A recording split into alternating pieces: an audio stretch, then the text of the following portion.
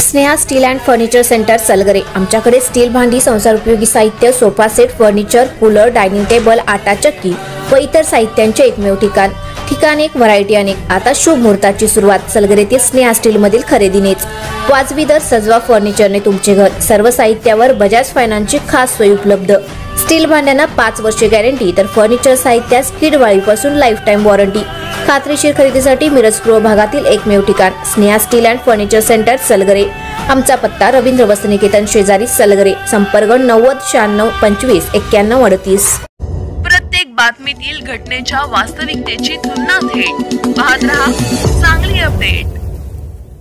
एरंडोलीत किरकोळ कारणातून दोघांना बेदम मारहाण। एरंडोली तालुका मिरज येथे किरकोळ कारणातून दोघांना बेदम मारहाण करण्यात आली। या मारहाणीत संदीप विठ्ठल शिंदे आणि महेश शिंदे हे दोघे जखमी झाले आहेत। या प्रकरणी संदीप शिंदे यांनी 8 जणांविरुद्ध मिरज ग्रामीण पोलीस ठाण्यात फिर्याद दाखल केली आहे। या प्रकरणी किरण मलमे, कुणाल मलमे, वैभव धेंडे, अविनाश शिरवडे, अभिषेक जाधव, अजय तोडकर, सूरज शिरदवडे आणि निखिल गुरव सर्व राहणार एरंडोली तालुका मिरज यांच्या विरुद्ध गुन्हा दाखल करण्यात आला आहे। संदीप शिंदे हे रविवारी दिनांक 11 रोजी एरंडोलीतून दुचाकीवरून जात होते। त्यावेळी निखिल गुरव यांनी त्यांच्या आडवीत दुचाकी मारून त्यांना अडवलं।